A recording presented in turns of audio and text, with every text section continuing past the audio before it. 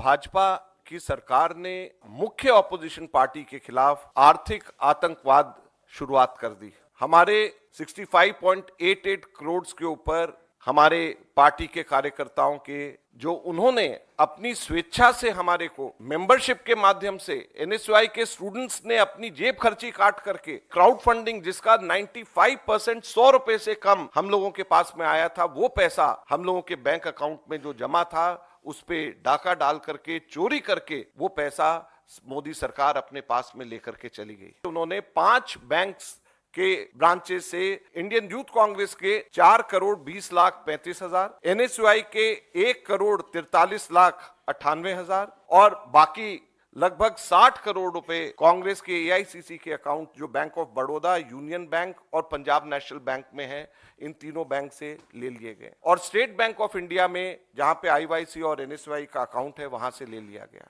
हम सब लोग इनकम टैक्स देते हैं, खरगे जी भी इनकम टैक्स देते हैं, राहुल जी भी इनकम टैक्स देते हैं, हम सब इंडिविजुअल्स इनकम टैक्स देते हैं, लेकिन पॉलिटिकल पार्टी इनकम टैक्स नहीं देती। अगर आपको कंपेयर करना है तो भारतीय राष्ट्रीय कांग्रेस को भाजपा से कंपेयर करिए, दूसरी नेशनल पार्टी से कंपेयर करिए। क्या भाजपा ने आज तक के कभी भी इनकम टैक्स दिया? क्या भारतीय जनता पार्टी के ऊपर कभी भी पीनलाइज करके कभी भी इनकम टैक्स लिया गया? हम लोगों के पास में जो पैसा आता है, ये पैसा हमारी देश के राजनीति के लिए, डेमोक्रेसी को जिंदा रखने के लिए वो पैसा खर्च किया जाता है। ये इनकम नहीं है, कोई किसी की इनकम नहीं हो रही है। इसलिए पॉलिटिकल पार्टीज को हमेशा इनकम टैक्स से अलग रखा जाता है। हमेशा पॉलिटिकल पार्टीज इसी वजह से इनकम टैक्स एग्जेम्प्टेड होती हैं। हमेशा भारतीय जनता पार्टी ने आज तक कभी भी पेनल्टी नहीं दी, भारतीय जनता पार्टी ने आज तक कभी भी इनकम टैक्स नहीं दिया, तो फिर कांग्रेस से क्यों मांगा जा रहा है? और उनको भी, सरकार को भी अच्छी तरीके से पता है कि ये गैर कानूनी है और अंततः हमको इसमें हर हालत के अंदर हमको ये पैसा वापस हमारे को मिलेगा ही मिलेगा, कोर्ट से हमारे को मिलेगा ही मिलेगा।